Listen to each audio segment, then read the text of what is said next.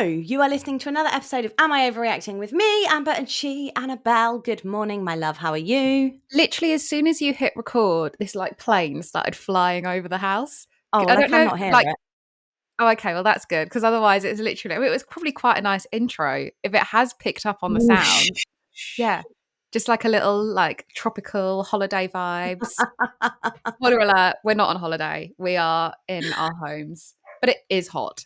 It's very hot. I am sweating like a little piggy here. Matt and I felt so smug. Well, not smug really, but just like responsible dog owners because we were like, it's going to be El Scorchio today, like 33, 35 degrees. Let's wake up and take Ferguson out nice and early. So we set our alarms, we took him out early and it was great. And on the walk back, we were like, haven't seen that many dogs out this morning. Like we were expecting it to be busy. And then out of nowhere, like nowhere at all, it just started like torrential downpour. We were in like t-shirts, shorts, like not wearing coats or anything like that. My t-shirt by the time we got home was see-through. So like, thank God that I put on a bra because usually I don't even bother to put on a bra when I take Ferguson out in the morning. And yeah, so that was our start to the morning. What started as like a lovely walk in the sunshine ended with downpour. That's not ideal. It's just so warm. Like, I think because of where my office is based, like where I sit, the sun rises on this side and it comes right through my window. So this room is like a sauna until about 11 o'clock. So yeah, I'm fully sat here sweating like a piggy. Oh, that's a weird. Pigs don't sweat, do they? I've never understood that. No, saying. I don't think I've ever seen a pig sweat. I mean, I It's can't say I really look at pigs that often in that much detail. I love pigs. Pigs are probably Do one of my you go to favourite the local farm? Like, I'm not going to drive to Sackwell Farm and go, excuse me, can I watch your pigs sweat? Like, I don't look in that much detail. Let me Google it. Do pigs sweat? I don't think they do. And I think that's why the saying is the saying. I think it's something to do with the irony of that. I don't know. But there's loads of those, aren't they? Like the sweating like my fave used to be a paedophile in a playground. Yeah. I said that once. I can't remember where I said it, but I thought I said it quite quietly and I didn't. And there was just a lady there and she was absolutely creasing. I can't remember where I was, but I literally just turned to my friend and went, fucking hell, I am sweating like a pedo in a playground. And you just heard this woman like spit out her drink and start cackling. And I was like, oh, okay, I really didn't say it that quietly. Okay, so apparently pigs do sweat, but they don't have very many sweat glands for their size. So they don't sweat as like much as humans do or something. I don't know. Where does the saying come from? I don't know. Well, I'd like to know this information, please. Sorry, I'm very half a fact. I've got a hair in my eye and I can't get it for the life of me, but I can just feel it. Sweating like a pig. Where does the saying sweating like a pig come from? This is very chaotic. Huh? You're Googling. I'm trying to get this bloody hair out my eye. I can see it now. That's okay. So they have sweat glands, but far less than us humans. And the ones they do have are not functional. Oh, so where does it come from? So the pig in sweating like a pig is short for pig iron. Pig iron is an intermediate product of the iron industry, also known as crude iron. To mold iron, it needs to be heated to extreme temperatures in order to liquefy it. Oh, okay. And you know that the metal is cool enough to transport when the pig iron sweats, as the metal cools droplets of moisture from the surrounding air form on the surface. So you're not sweating like an actual pig at all. There's no oink oink in this sweat. Right. Okay. Lovely. So now we've cleared that up. Oh, you've learned something new every day. So, our listeners might come up in a pub quiz. Who knows? To be fair, I still don't really understand it, but okay. Well, it's to do with metal. But why is that to do with metal? Because it's the name of metal, pig iron. It's a certain type of iron, pig iron. So when they say you're sweating like a pig, you're not sweating like an oink oink pig. You're sweating like a iron pig or pig iron. That's a stupid saying. There are some stupid sayings, but that is a stupid saying. I think the British language is very strange, isn't it? There's a lot that comes from the British language that you think, why? Where is this from? But okay, all right. Well, okay, right. So, how was your weekend? Yeah, fine. What did I do? Christ, what did I do? Saturday, I went for a lovely, lovely long. It was meant to be breakfast, but we ended up just chatting for like 3 hours. So that was lovely. That was great. And then what else did I do? Not much. What did I do? Oh, yesterday we're just like doing some DIY stuff around the house at the moment, but we've got a lot of jobs that have started but not finished. Wait, have you had your kitchen done yet? No, God no. We But we were talking and you'd had people that had come, like, I'm sure we even spoke about it on the podcast, and you'd literally had like Howdens or Wren or whoever. You'd so had them come out, design a kitchen for you. Everything was like done. so we had Wix come out. Wix. Okay. And to be honest with you, the whole experience was average. Yeah. And there was a lot of like no's. Like when we were like, can we have this? What about this? It was a no, you can't. You can't have that. You can't have that. And so then it took us a while to be able to go to Wix to like run through the plan. And then when we sat down to look at the plan, Matt and I were just like, we weren't in love with it. The quote then came through and it was absolutely astronomical. Um, and like within 5 minutes of Googling, we managed to like save hundreds of pounds just on like the appliances, like versus getting them from Mm. Wix, like compared to just supplying them ourselves. Oh, it's like that everywhere. Yeah. Yeah, but it was one of those where it was like, oh, this sink is going to cost you like £500, and we were like, why is this sink costing us £500? Like that Mm. is absolutely ridiculous when it's nothing special. This tap's going to cost you £200, and it's like, why is that tap? I can find a nicer one online for half the price. So it got to that point, and we didn't love the kitchen anyway. Right. So it was like, if we were absolutely besotted with the kitchen, then fine. So then we went to Howdens, and we've got a design for the kitchen that we both absolutely love. But obviously, with Howdens, it's a lot more DIY.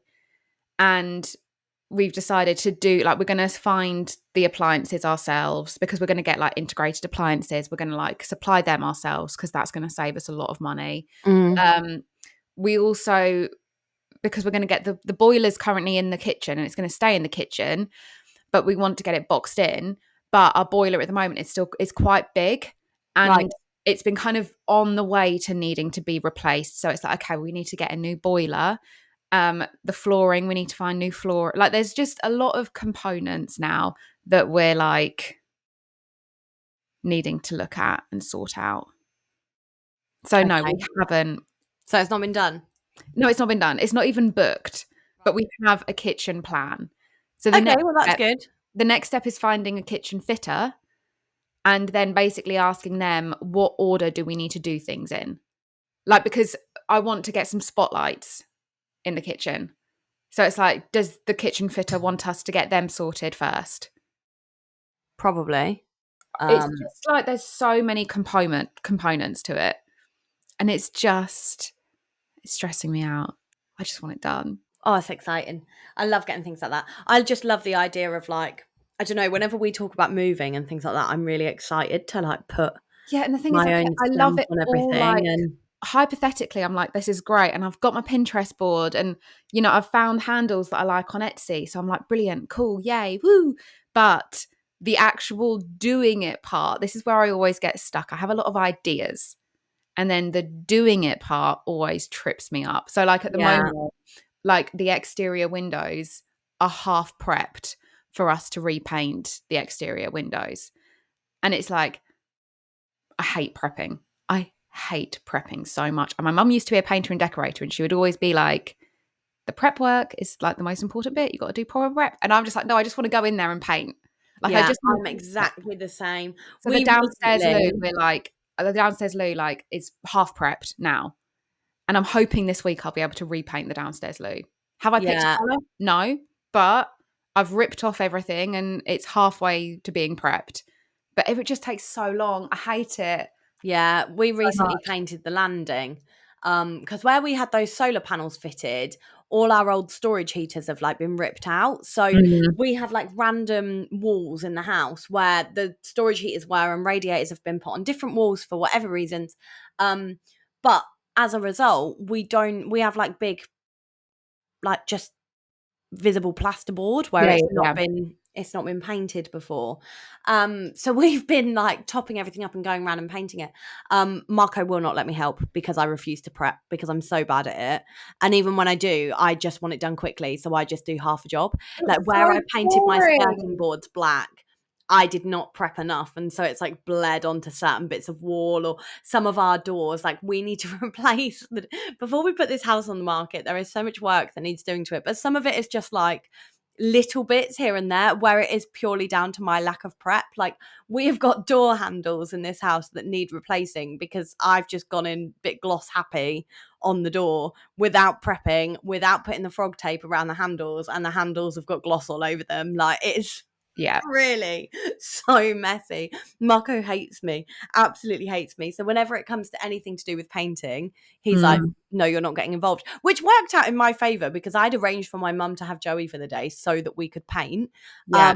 And then literally the day before, I was like, well, if you want to like do bits of the frog tape, this, that, and the other, he said, I was like, when I get back from dropping them off, I can help you. And he was like, you're not helping with the painting. I said, what do Mm, you mean? He's like, you're not helping. You're really messy. He was like, I'm yeah. not dealing with the stress of you helping. And I was like, oh, okay, great. So I dropped Joey off and just had 6 hours to sit on my ass and watch Grey's Anatomy. It was wonderful. Yeah, I So mean that does sound good. It's just for me, yeah, weaponized incompetence. it's the prep and it's painting ceilings. Oh, They're the things God. that Awful. I can't do. Painting walls, I love. I love being able to see the difference, like when you're going and you can just see the new color take over, and you have that panic where you're like, "Oh, is this going to look okay?" But then I forget. Then I kind of get to a point where I'm then like, I haven't finished this room. So like the living room, we repainted last year. I still want to replace the blinds. I still haven't finished like working out what stuff to put on the walls. But it's like I move on to the next thing. This is my Yeah, problem. I I, am I so just like start, that. I just look at what I can do, like the most impact, and I'm like, I'm just going to redecorate. I'm Yeah, going to repaint a different room now, rather than being like, let's find some new blinds, let's find a nice piece of art to go on this wall. Yeah, I get very, very disinterested in things very, very quickly. me too. And I'm really impatient with it. Like I Mm, want everything done immediately. And if I can't get it done immediately, then a lot of the time I will compromise on things and be like, well, I can't do this right now, but I can do that. So I'll do that. Um, like even down to it would be as simple as like, I don't know, wanting something on the wall, like a specific piece of artwork or something, wanting a certain design. So downstairs, for example, we did our living room last year, like that really, really dark yeah, the green. dark green, which Yeah. looks so nice. I love Thank that. you. On that back wall, I have been wanting like, like old like vintagey style um paintings really, or like people would have drawings and they'd be in like the gold frames and the type of things that I mean, very charity shop Yeah, vibe now. yeah, Things that your grandparents had all over their walls in the 90s kind of thing. Like I really want loads of those on that back wall, so it just gives it that kind of mismatched but homely feel kind of thing.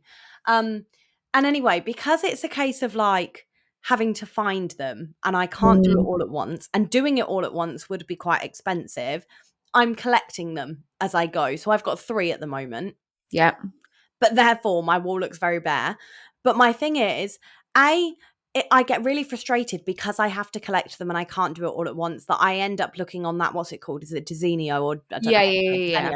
I start looking on there and think, oh well, maybe I'll just get something else that I can do right now because I'm just too impatient to collect them over 6 months. But also it looks weird when you've only got a couple, and yet I'm so impatient and I won't sit and wait until I have 20. So I've been putting them up one by one. So I just have, at the moment, I've got 2 up there. I've bought 3, but I've put 2 up. So I just have 2 very random gold frames on my just sitting wall. there. Looks ridiculous. But I'm like, Mm, well, I'm too impatient. yeah, And if I don't, I'll lose interest. But then that's the thing, I lose interest anyway, and by next month, I'll have probably forgotten all about it, not bought a single one more, and that's how it will look until I sell it. yeah, And then yeah. they just get wasted, and they end up going to charity or being sold or in the bin, like, it's ridiculous. Yeah, it's Um, very I don't know why I'm like it though, because I want it done, but it's just the idea of doing it just always mm. feels too much. Well, But TikTok loves to tell me that I've got ADHD, so TikTok likes to diagnose everyone with everything.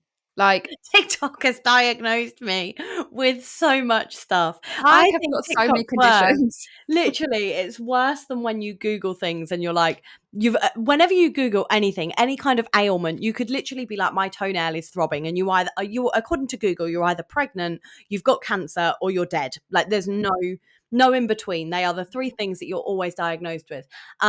TikTok, I think, is now worse. TikTok doesn't just diagnose you with three things that you can pretty much rule out quite quickly. Like, I know I'm not dead, I know I'm not pregnant, and I know the chances are my throbbing toenail probably doesn't mean I have cancer. Whereas TikTok has opened up that boundary so much. And now you're not just being diagnosed with three very large things, you're literally being diagnosed with everything. Yeah. Absolutely everything. It's But crazy. it's a lot more like mental health stuff, which is obviously good. Like, I'm all for raising awareness with like, 100%. but it is a case of like, if something bad happens to you and you're upset over it, it's not just that you went through something shit and you're sad, it's that you've got PTSD. Like, it's that kind of like, Yeah. and again, it's like, oh, if you struggle to like see things through and you get distracted quickly, then you have ADHD. Yeah. It's There's no, that like, kind of normal stuff. feelings aren't taken into account No. anymore. Like, and I think this a lot, like, Marco and I have had this conversation a few times, like, when it comes to things like depression. Mm, Um, and it's things like, of course, like, and there are a lot of things that go undiagnosed, particularly in women. mm, Um, but I think there's a real, like, if you've lost somebody, for example, if somebody has died or you have gone through something really horrible and really sad, you are going to feel sad, and you are going to feel sad for a long time. But that doesn't necessarily mean that you are clinically depressed. Like, mm, it is normal to feel sad sometimes. It is normal for your moods to go up and down. Nobody is happy 100% of the time. Nobody feels neutral 100% of the time. We all have bad periods. And I do think we are quite quick now to try and diagnose things, which is good. Like we say, it's a good thing. But I don't know. How do you feel about, like, when people have self-diagnosed, they don't get any kind of diagnosis? And I'm not talking like somebody's going, oh, I think I might have, and they're looking to get a diagnosis. mm, But where do you sit? Because I find it quite hard when I see things and people are like, oh, self-diagnose this, self-diagnose that, and they don't seek to get a diagnosis. And I mm, know that, I will caveat it by saying that I think, I know sometimes diagnoses can be very hard to get. You're not, especially with the state of the NHS, not everybody can afford to go private. I completely get it. But I do feel like people do just see things now. They'll read a little bit into it and they'll go, oh, that sounds like me. I've got that. Therefore, I'm going to diagnose myself with that, and then run with it, and then that's it, and they've diagnosed themselves with that, when actually there could be other things going on. But I don't know where I sit with it, because I don't know where, like, if you're an employer, for example, and somebody's saying, oh, I've got XYZ, there's the whole, like, making reasonable adjustments and changing things and trying to adapt the working style to suit them and this, that, and the other. But if there's not a diagnosis, mm. surely anyone can say anything. Do you know what I mean? I don't know. Yeah. Maybe I'm gonna get cancelled for this, but No, and I do agree. I think it is, there are definite perks for being able, particularly, like, at the moment, with NHS waiting lists being ridiculously long, and like you say, it being really difficult to get a diagnosis for things. And when you can't access things on the NHS but you can't afford private, if you are able to research it yourself and find, approach, like, if you do self-diagnose, then you can look into treatments that you can do yourself, or, like, oh, you can buy this like herbal remedy or something that's meant to help things. I do think it's really, really beneficial that people are able to do that. But I do also think that I worry, does it make it then more difficult for people who do have these conditions, mm, that are then, because it then becomes so normal and such a normalized thing, does then the real impact of living with those things become diluted? yeah, Like, because, so something that I find is people who feel nervous. Like if someone's nervous about something, it turns into I have anxiety. And it's like I've experienced bouts of real anxiety, and it is so debilitating. But when I sit there and like I'll say to Matt, like, I'm feeling really anxious about this, it's quite difficult to kind of explain the difference between something where it's like, oh, I feel really nervous, and also like, no, I feel like I can't get out of bed. I feel like something is physically holding me to the bed and I'm having to fight against that to get out of bed. Like it's that difference. And I feel like and it's the same, with depression, like it does, from my experience, like there are times when I've been depressed and that's been like diagnosed, and it's that difference between like, oh, I'm sad at the moment and I'm having a hard time, and like, no, I'm actually depressed. Mm-hmm.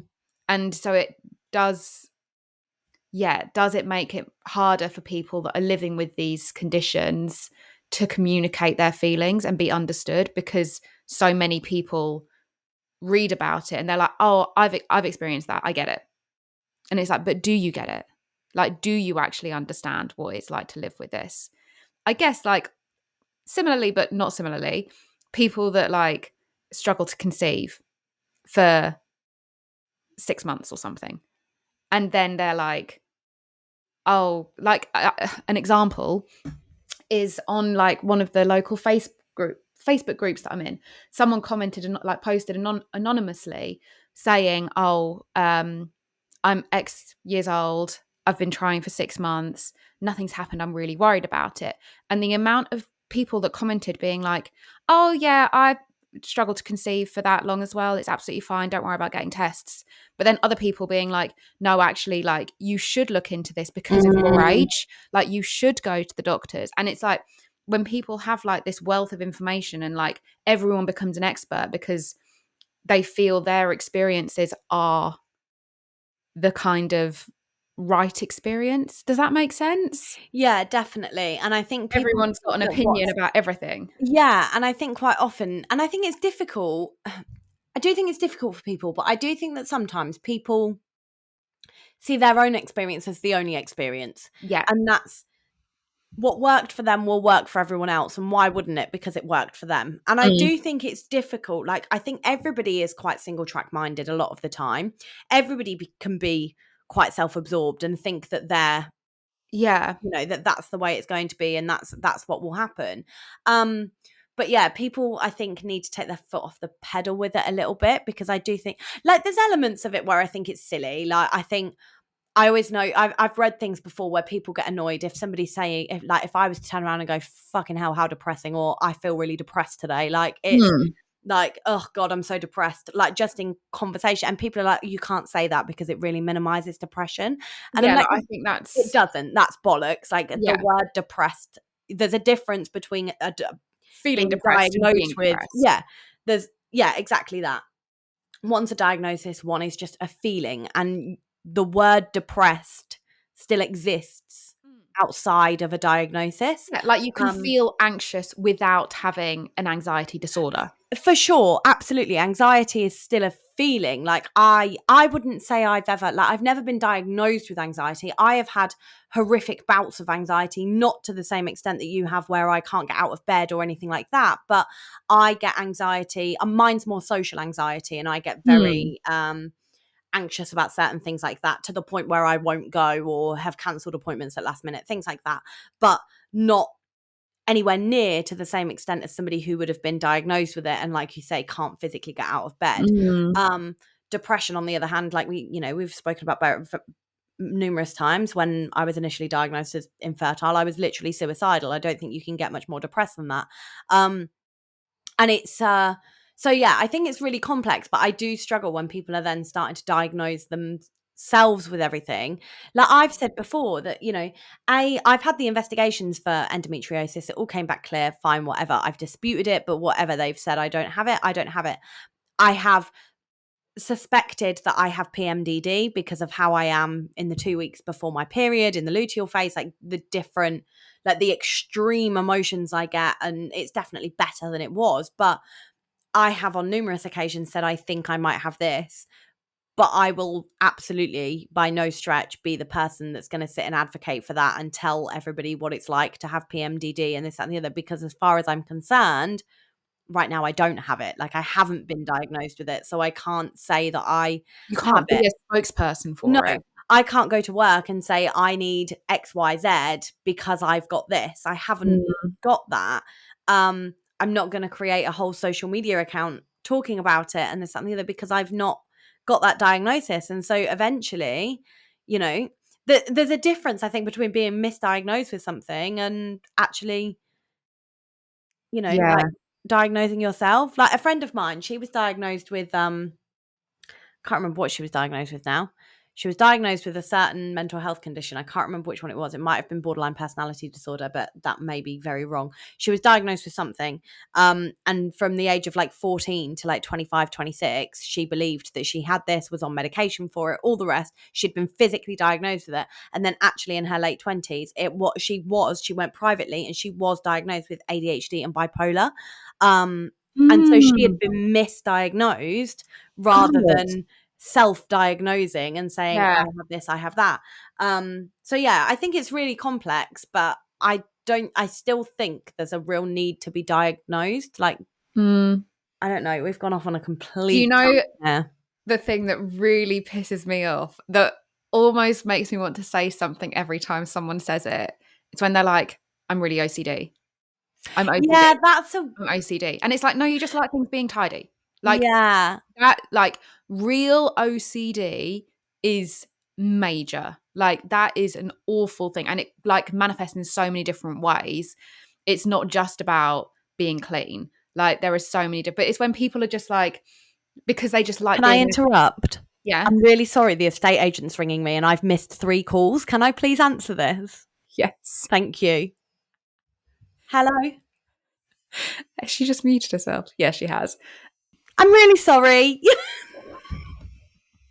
I'm back in the game. Okay, so I feel like let's wrap up. Okay, because we've been on like a massive tangent. So essentially, I feel my feelings on this whole matter is that awareness, brilliant. People speaking more about it, brilliant. People having access to more information and being able to perhaps recognize symptoms that then leads to them investigating like things, because we all know ourselves best. Brilliant. The thing Mm, I don't love is the kind of I've got this, I've got this, I've got this, and then it's spreading kind of like a misinterpretation and misinformation. yeah. Is And I there get what like you're saying with the OCD as well, because saying, oh, I'm a bit OCD about this. Like, I know I just said about the word depressed, but I think the word OCD doesn't exist in any other context. So it's not the same. But people only know of OCD from like friends or whatever, where they do think it. I used to know someone who actually had OCD and her thing was cleanliness, but it was more germs than anything else. And she was very rigid. Like, hers was, are you all right? Hello? yeah, sorry, the internet just went really weird. I don't know if it was my side or your side, or maybe it's totally fine. Oh, But you were pulling faces at me and I was like, oh my God, I did know someone. Why are you looking at me like that? I was like, no, because I was literally I couldn't follow the conversation because it kept cutting out. oh, yeah, I used to know someone who does have OCD diagnosed, but hers is very much, hers is kind of what you would stereotype it as, in the sense that it is the germs, it is the need for everything to be a certain way. But she would like, the amount that girl washed her hands, it was like, it was a real problem for her, and it caused all kinds of like dermatitis and this, that, and the other, because she was so, um, yeah, it just really took over her life, and it was a really horrible thing to watch. So I do completely get it with that. Like, I think I'm maybe, it doesn't, when people say, oh, I'm a bit OCD about that, like, it doesn't get my back up, but I think that's also just a privilege that there's no need for it to. But I think, yeah, it's a hard, horrible one, and it takes away from the true meaning of it, doesn't it? Like, it's, Mm. yeah, but Okay, goodness so me. now on to the thing that obviously everyone's going to want to know. The Estate estate agent. agents rang me. So, right. So, for anybody, we haven't actually explained this at all, but this is not the original episode that was meant to be going out today. We recorded an episode. No, we recorded an episode last week. I was editing it last week, and basically, we had a guest join us, but for whatever reason, they were having some major technical issues, and it has recorded maybe 10 minutes of the entire conversation. So we weren't able to get it recorded again this week. So that's why we're here, very chaotic, just running with about it. anything. But we spoke about this because I think the estate agent rang me while we were recording last week too. Basically, long story short, my childhood home is up for sale at the moment. We sold it when I was 15, so we sold it in 2009. And it came up on the market, and so out of curiosity, I was like, I'm one of these. My hobby is Rightmove. Like, I am this person. I spend every single day. I go on Rightmove and I refresh it, look at the newest listed. Within a certain area. I am very eager to move. My friend actually said to us the other day when we met them at the pub at the weekend, and I told them about this house, and they were like, "Oh, you've been itching to move for a good couple of years." And I was like, "I've been itching to move since I moved into this house. Like, this is Marco's house. He bought it before we met. I moved in. I know we're in a similar situation here, Annabelle. I moved in. It is perfect for what we need. Like, it is." But it's But not it's the not area I would your choose for myself. It's home. not It's my not, house. yeah, it's No, not something that you picked. exactly. And it's in a very built up area. Like, we've done little things to make it our own, but I'm also still, after 8 years of living here, I'm still aware that he bought it with his ex. And it's all these like different Same. things. Like, I'm holding on to that so much. Yeah, Like, I'm still exactly. like, oh, I can't wait to do the kitchen No. because that's one more thing But that the thing she was, won't know. like, Marco didn't even buy it with his most recent ex. He bought it with his ex. They split up. His other ex moved in. And then he met me after she'd moved out. Let's just clarify that. So I'm the third person Marco has lived in this house with. We've made it our own. It looks completely different to what it did before. But like I say, it's not the location I like. It's too built up. It's not where I want to raise Joey. And both of us are, very much in agreement on that. But our mortgage is dirt cheap. We've been very, very lucky with it for all this time that it will be a sad day when we leave it. We got married in this house. We had Joey in this house, but I have no sentimental value. I am the most sentimental person in the world. And yet when it comes to leaving this house, I'm like, cool, let's go. Like, it's not. So yeah, I've been itching to move for a long time. So I'm always looking. The house came up and I just looked for curiosity. And when I tell you they have not changed anything, I mean they have not. Well, they've changed the carpet in the living room, and they've painted the wall in the living room. But other than that, that house is exactly the same. They've not even painted the kitchen. It is just. So when I was scrolling through the pictures, it was like, I can't explain to you what a surreal feeling it was, like scrolling through, looking at the different pictures, blah, blah, blah, blah, blah, and seeing my life in my house. It was such a weird thing. And it invoked some really weird feelings that I can't explain. And I sent it to my mum, I sent it to my dad, and I was a bit like, I don't know. I just couldn't stop thinking about it. So I was like, I want to go view it. And I said to Marco, had they changed it and it not looked like my house, I don't think I'd have wanted to go, but because it was just so, I was like, whoever 15 years after leaving is going to be able to walk into their family home as it was and look around it. Like, it was so weird. So I was like, I've got to do it. I think also because, like, when it's a childhood home, I think I'd be the exact same with, like, the house that I grew up in when I was younger. I think I'd be the same because so we left that house when I was like 11, and you wonder whether or not you're imagining certain things. Like, oh, did the room really feel like that? Like, was it big, or was I just small? Yeah, Like, exactly. and how would it look now as an adult? Like, how does it really look, and how much has my memory changed Yes. things?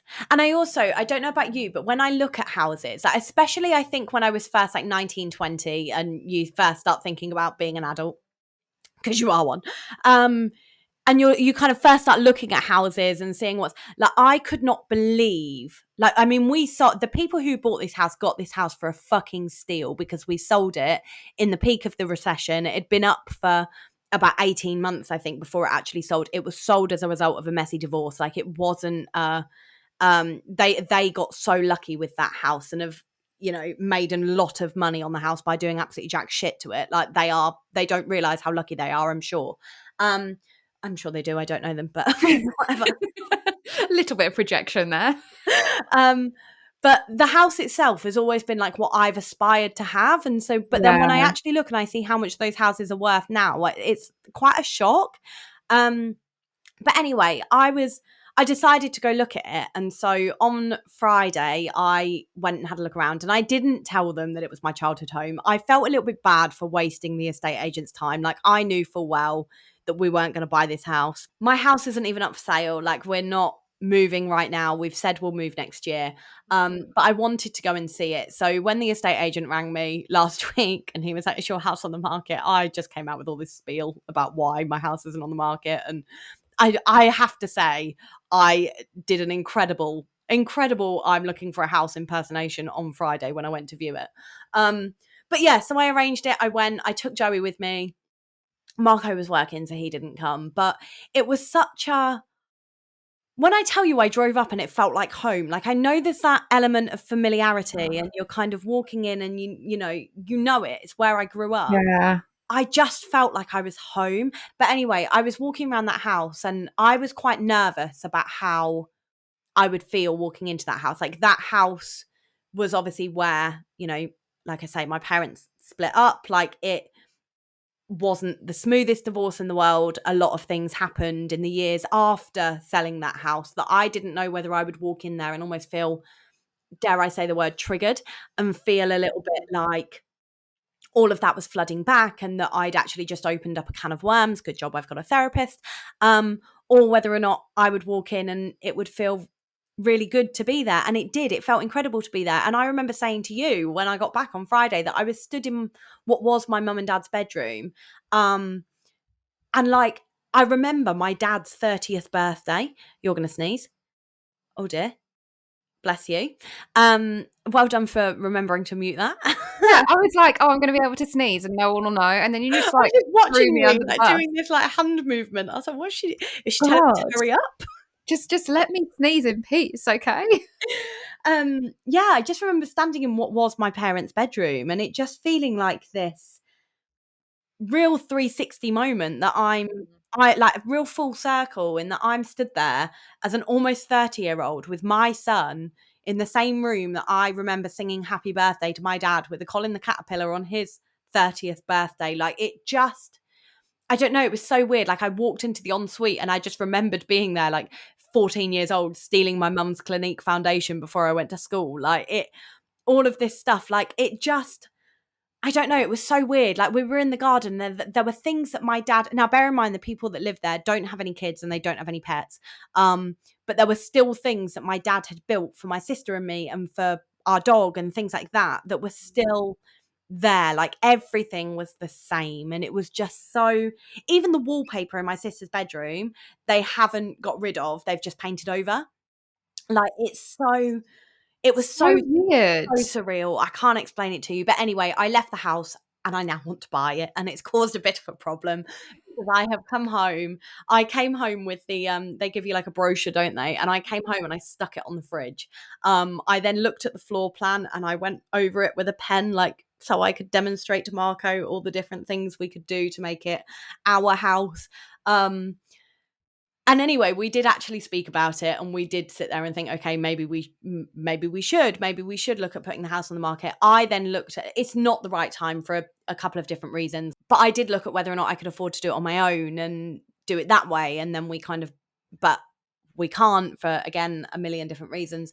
So yeah, this has been a real like 7-minute just waffle, but I But can't tell you how it felt. yeah, and it's so weird because I think it's the sort of thing that we all think about. Like, would you go back there? Like, if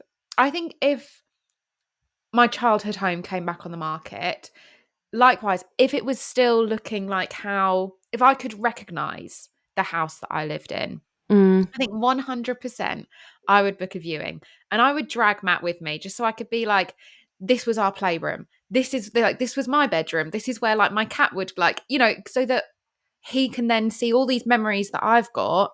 He can then attach actually like the actual view of it. You know, I Yeah. like 100% I would do that. But would I buy it if I could, would I? I don't know. See, this is I did not expect to feel this way. I honestly Yeah. expected to leave and actually feel quite upset, but it was the total opposite. Like it was Yeah. such a weird moment. But I don't look to buy it and think I'm a very sentimental person, and I've said before that not having that childhood home, like going to visit my parents and them both living in houses that I never lived in, like both of my parents have now moved into different houses to where they lived when I was teenagers. So I have no sentimental, emotional attachment to my parents' homes at all, and I find that Yeah. quite sad.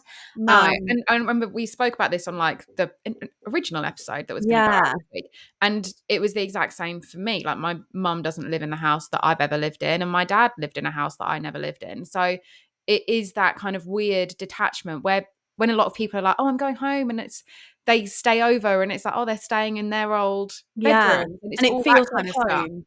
Yeah. And it's like you don't have that connection. Like when I go to my mum's house, like I do, it does feel like a home away from home, but it's not my home. I Yeah, don't have any personal connection to it. And it is a weird feeling. yeah, You do kind of want absolutely. that. I think also, I wonder because you've got Joey, whether that kind of it makes it more real because Yeah, you're applying your childhood and now you're like, that's his childhood. And what memories is he going to have of his home when he, you know, and it's that kind of it makes it more your experience even more like you were saying, like full circle. 100%. It's like the house that my dad grew up in, for example, that came up for sale a few years ago, and I actually know the people that live in my grandma's old house because they live in it was a very small village near where I went to school, and somebody I went to school with in my year moved into the house. But like that, for example, my granddad designed and had built when they got married, and they then had their three children in it. And my grandma and granddad didn't sell that house until my dad was 42. So it's like that was the house that my dad grew up in, and then his children almost grew up in as their grandparents' house. And it was like I slept in the same bedroom that was my auntie's bedroom, and all things like that. Like we don't have any of that. Um, so I think it's like I said to Marco, when I went to look around it, like it is a perfect family home, but there is so much that I would do to it. Like I would knock walls through and this and that. Like it would not look like my family home, nor would it be my forever home. It would be the home that we would live in until Joey went to secondary school, and then we would probably move into, hopefully what would then be our forever home. But it's one of those where it just felt like I cannot explain to you that home feeling that I got just walking around it.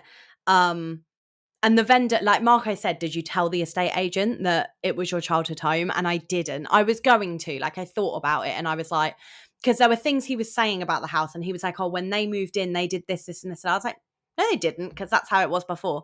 So there's part of me that would have liked to have said like it's my childhood home, but I didn't. Because I didn't want him to actively feel like I was wasting his time. But I didn't tell him because the vendor was there and she was sat on the sofa while we were looking around, and I didn't want to make her feel uncomfortable. And it's one thing wasting an estate agent's time, but Mm, wasting hers, I felt a little bit bad yeah. for. But yeah, it was just really surreal. Like it was such a I can't wait for my therapy session, let's put it that way. You've got such a juicy like session coming up. It's gonna be It's just great. such a surreal moment. Like I don't know. It's just so, like you say, I think a lot of people would love to walk around their childhood home. And how lucky am I that I got to do that? And how unusual, too, for somebody to live in a house for that long and it to look exactly the same Yeah, that I'm way a that bit it weird. did. Yeah. Like when I was in the garden and there were like plants there that I remember my mum planting, and like those tiny little memories that you would never think about again, that suddenly Yeah, they just were suddenly there. brought And back. Yeah. and it was just I don't know. I don't know. Like my teenage years weren't the happiest, but my young Yeah. childhood years really were. And so that house, why am I getting emotional? What the fuck? Ah, I haven't done this once talking about the house. But yeah, my like the first kind of I would say 12, 13 years of my life were, and I think that was in that house, and it was just incredible to be able to Yeah. do that. I wonder if perhaps because, like you say, if your teenage years were difficult, being able to go back to not just your childhood home, but one that's been like captured in Yeah. time. And maybe in some way it kind of affirms to you that like that was real and that all still happened. And yes, maybe your teenage years were difficult and the reason for leaving that house were hard, Mm. but all your memories that happened in that house, they were real. Yeah. And like they were like still something that happened and that you can reflect upon. And whatever difficulties you then faced later on in your life doesn't change any of that No. you got to experience. And I so think maybe it's kind of been a bit of a, I think, quite cathartic and yeah. Like I which think is there's good been a because you lot of weren't closure. anticipating. Yeah. Like, and I think that's it, that there is an element of closure that's come with it, but also it's that, like you say, I hadn't really thought about it that way, but it's very much like, even now, having been to therapy and all the rest and kind of got over everything that went on in my life, that I'm not going to sit here and divulge to everyone, but there was a lot that went on. Even now, like, no matter what, have to live with that now. Like, I will never move into a home where those things never happened to me and this, that, and the other. Whereas that was a period of my life before everything started Mm. going wrong. Um, And I think when things start to the go wrong, naivety, isn't it? And the innocence that comes with yeah. it. And we think about the hard times, like we so easily forget the good things. And it's kind of like, oh, but then, I mean, I don't know, but me personally, if I think about something happy, I'm always like, oh, but then that happened, that was before that then happened. And Mm, it's always then tinged with that kind of, oh, I had no idea what was coming. And it's that kind of, when you're able to just step back into a moment and be like, oh, that was, yeah, I had no idea what was going to happen to me later on in life, yeah, but that this all still happened. Like there were good moments. yeah, definitely. Oh, blimey. Anyway, it was very surreal. Should we do the overreacting for this week? Yes, right. Let me grab it. I Okay. feel like this week's going to take a lot of editing. Where was it? Okay, right. I'm 21 weeks pregnant and have said that my dad's girlfriend will not be known as a nan, but simply by her name due to our hostile relationship. This has caused issues between my dad and I, and she now won't come to my events as she says she isn't in the baby's life. Am I overreacting? Oh, I have big thoughts on this one. I have thoughts too. Do you want to go first? Oh, I don't know, because you know what I'm like, and I'll be talking for the next 23 Okay, minutes. right. I'll give my cliff notes and then you can you can expand.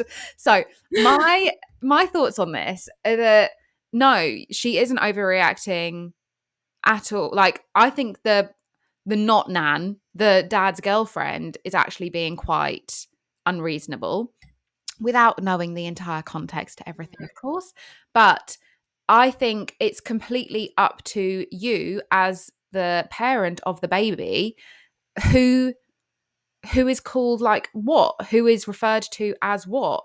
And I think if you have a difficult relationship with your dad's girlfriend, that no, she doesn't, it's completely up to you whether or not your child is raised to call her nan or whether or not there's someone else that you feel suits that title better, or perhaps there's no one that suits that title at all. But it's up to you, and I don't think that she can then turn around and be like, well, I'm not coming to any of the events. By events, I'm assuming it means, like baby showers and stuff like that, because she's not in the baby's life. And it's like, well, no, you can be in the baby's life, but there's a difference between being in the baby's life and known as your name versus being in the baby's life and known as Nan, you know?